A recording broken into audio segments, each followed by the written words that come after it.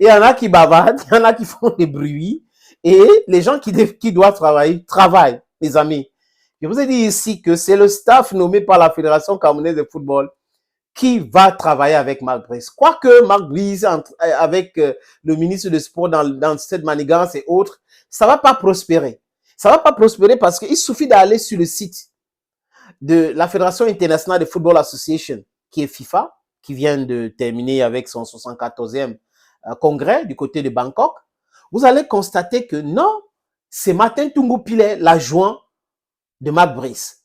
C'est David Pagou, le deuxième adjoint de Marc Brice. C'est Carlos Kameni, le gardien, l'entraîneur, désolé les amis, l'entraîneur de gardien de Lyon Indomptable. C'est Benoît Ongwa, le coordinateur de l'équipe nationale. Donc, tout ce que Marc Brice fait là, c'est lui qui doit envoyer les convocations, c'est Blaise Ndjounan. Et Blaise Ndjounan doit envoyer les convocations à tout le monde.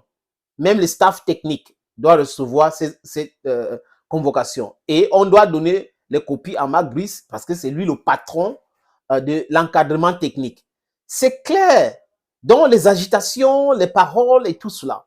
Et certaines personnes n'arrivent pas à comprendre notre démarche.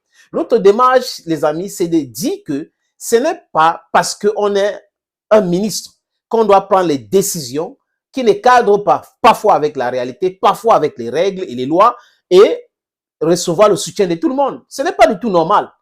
Sinon, pourquoi dans certaines situations, on dit que les lois sont illégales? Pourquoi dans certaines circonstances, on porte plainte contre certains ministres, certains hauts fonctionnaires? C'est parce que certaines personnes, du point de vue de leur pouvoir, ils prennent des décisions qu'on a, bon, humblement, on peut humblement qualifier d'abus. Donc, l'abus de pouvoir.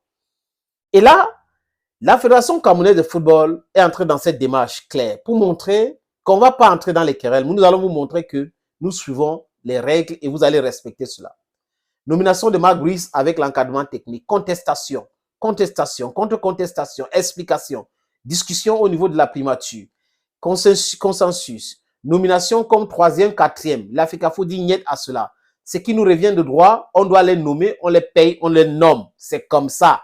Le décret de 2014 est clair là-dessus. Ce n'est pas les hautes instructions qui vont venir enterrer le décret. Sinon, il faut remodifier ces décrets-là.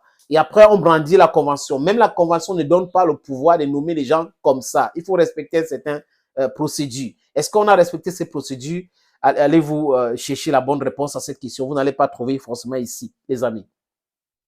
Et là, la liste de Marc Brice.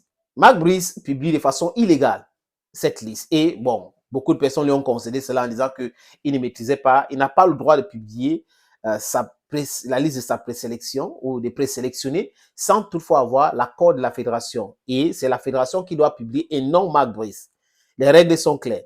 Marc Brice a été convié à une réunion et il a boudé cette réunion pour aller organiser sa conférence de presse illégale.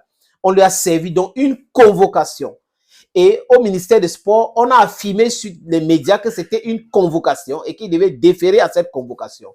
Et déférer à cette convocation, après la fin, on ressent en disant non, c'était pas, il est venu plutôt présenter, donner la liste alors qu'il avait déjà envoyé le mail. Donc, je vous avais dit ici que ça, c'est du lesbourg. Ça, c'est, tout cela, on connaît. C'est les incongruités de ceux qui font des déclarations. Ils s'oublient souvent.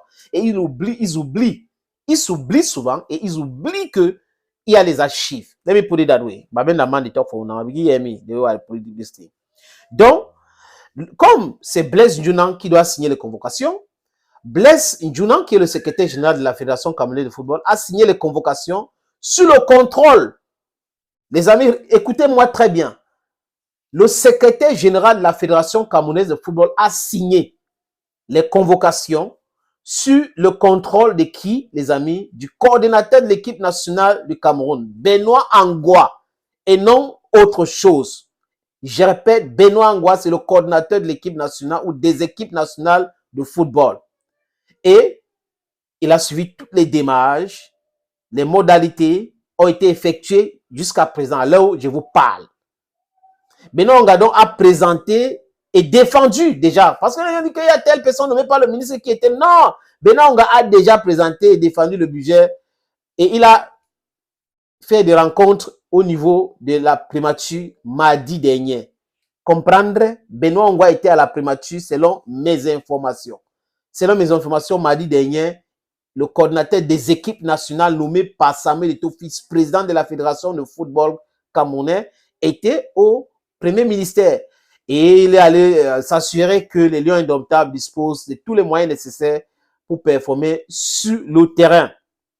Les membres de l'équipe technique, donc, les amis que je vous ai cités tout à l'heure, l'encadreur Marc Brice, ses assistants, les coachs adjoints Martin Tungu-Pile, David Pagou, le coach des gardiens Idriss Carlos Kamini, le médecin docteur Patrick Fotso, le team presse Thierry Do et Nicolas Alodji ont également reçu leur convocation.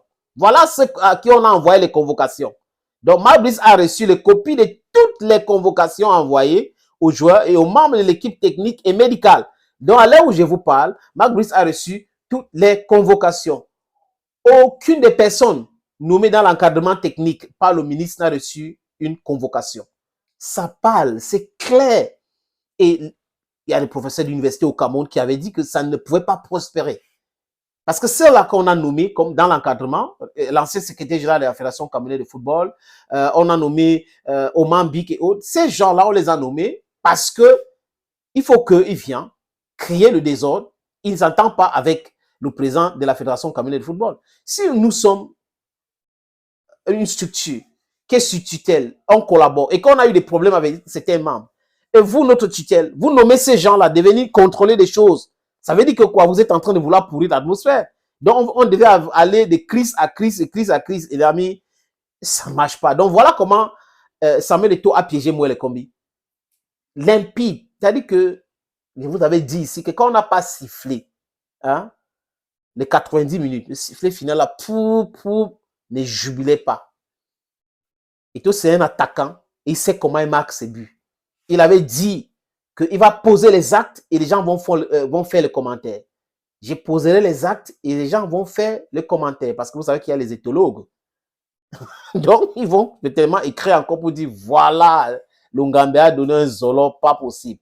Donc, les amis, je répète, le secrétaire général de la Fédération camerounaise de football a signé toutes les convocations sur la coordination de Benoît Ongwa, qui est le coordinateur des équipes nationales. Et ici, Benoît Ongwa aurait été reçu à la primature et aurait défendu le budget. Donc, c'est cela. Je répète les noms de ceux qui ont reçu la convocation pour le match Cap-Vert-Cameroun, ou Cameroun-Cap-Vert et Angola-Cameroun. Marc Brice, ses assistants, les coachs adjoints Martin Tungu-Pile, David Pagou, le coach des gardiens Idriss Carlos Kamini, le médecin docteur Patrick Fotso, le team presse Thierry Do et Nicolas Alodji. Voilà donc les amis, ceux qui ont reçu de bonne et due forme leur convocation. Donc les Lions indomptables, maintenant il reste quoi? À jouer. Comprendre que c'est pas tout le monde qu'on piétine. Ce n'est pas tout le monde qu'on piétine. Vous pouvez avoir le pouvoir là-bas en haut, vous pensez que vous êtes fort. Mais ceux qui vous ont donné une partie du pouvoir, s'ils ne sont pas d'accord avec vous, tout ce que vous allez faire ne va jamais prospérer. Et l'opinion publique n'est pas forcément le droit. Oui, s'il y a des règles en société, c'est comme ça. Les règles disent ci, ça dit ceci, ça dit cela. Si vous ne respectez pas ça, vous n'avez pas respecté. Même s'il y a des gens qui vont crier, vociférer à longueur de journée, c'est leur problème. On a understand, non? Nali bamenda man talk for you. Abi ekuna man, bamenda man, ngiman, yes. At the Saloma Muyuka people them, Matiko people, Mutengene people, Boya, Batasoft people them, Obili, for that side for you, the people them, at the Salo owner. Yeah, una welcome for the place we try to talk the truth. Thank you again and bye-bye.